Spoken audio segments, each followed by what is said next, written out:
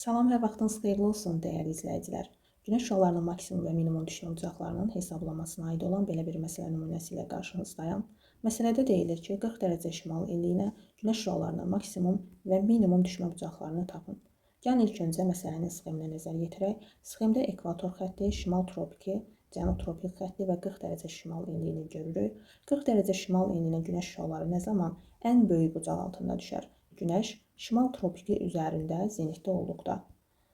Bu zaman maksimum düşmə bucağını hesablamaq üçün biz 40 dərəcə şimal enliyi ilə şimal tropiki arasındakı dərəcə fərqini tapırıq.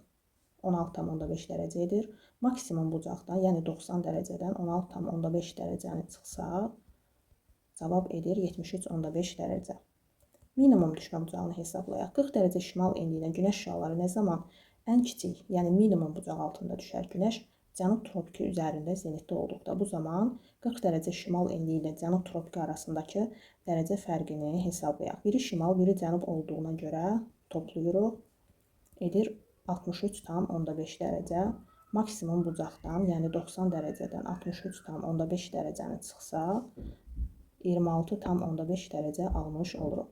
Deməli, 40 dərəcə şimal enliyinə günəş şüaları maksimum 73,5 dərəcə bucaqla, minimum isə 26,5 dərəcə bucaqla düşəcək. Doğru cavab C variantı.